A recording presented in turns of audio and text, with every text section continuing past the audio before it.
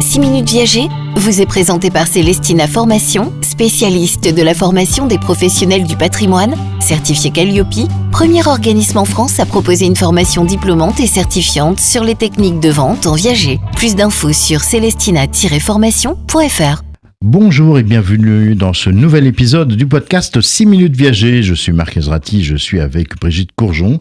Elle est fondatrice de Célestina Formation, spécialiste du viager et praticienne en psychothérapie. Bonjour Brigitte. Bonjour Marc.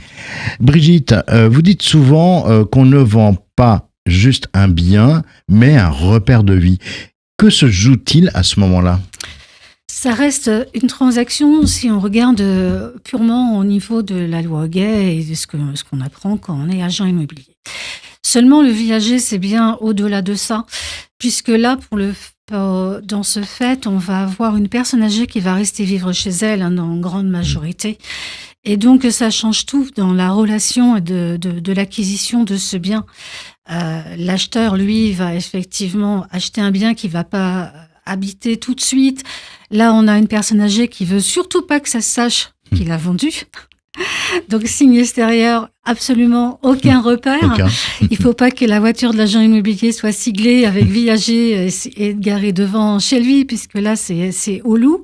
C'est catastrophique. Ils veulent continuer à aller aux réunions des copropriétaires parce qu'ils veulent pas que les voisins sachent qu'ils ont vendu en viager. Donc, on est sur une partie psychologique et comportementale très forte, en fait. Mais quand on reste en usufruit, le sentiment de perte peut être très fort. Alors, usufruit, c'est pour la nue propriété. En viager, on parle de droit d'usage et d'habitation. Ou plutôt le droit d'usage et voilà, d'habitation. C'est vrai que c'est important au niveau du langage. Voilà. Oui, c'est important parce que la personne âgée qui va rester vivre chez elle va pouvoir continuer effectivement à vivre normalement. Pour l'acheteur, lui, c'est inconfortable puisqu'il va pas pouvoir bénéficier effectivement du bien. Il va avoir aussi quelques difficultés à aller voir son crédit rentier aussi, puisque la porte va pas toujours être ouverte non plus, parce que les personnes âgées n'ont pas envie non plus que des personnes viennent les visiter et viennent vérifier ce qu'ils font toute la journée. Quels sont les non-dits les plus fréquents dans ces cas-là ? Les non-dits, c'est fichez-moi la paix.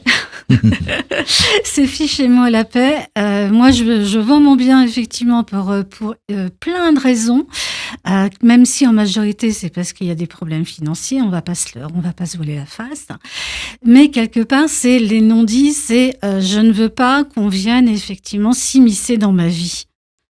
Est-ce qu'il arrive que la vente bloque pour des raisons non exprimées ? Ah, tout à fait. Et c'est souvent le cas d'ailleurs.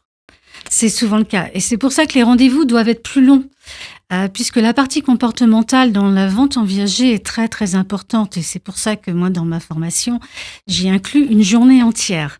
Parce que bien évidemment, c'est pas simple de faire parler une personne âgée. C'est comme un enfant, hein. Ouais. Donc au début de sa vie, on boude, on dit pas les choses, et à la fin de sa vie, on sait pareil. Donc il y a plein de choses qu'on dit pas, et il va falloir les faire parler à tout prix, parce que la vente en viager, c'est pas anodin. Alors justement, comment vous, en tant que praticienne, vous accueillez ces émotions ? Il faut les accepter, ces émotions. Il faut les partager avec eux. Il faut les respecter. Et il faut, un mot après l'autre, avancer pour comprendre et les faire parler à tout prix. Donc, les silences sont là très importants, puisque moi, je vais poser des questions et je vais attendre. Oui, le silence. Le silence, toujours et encore le silence. Et ce silence qui peut exprimer... Voilà, et qui peut créer des déblocages. Mais d'accord, qui peut aussi débloquer les choses. Mais complètement.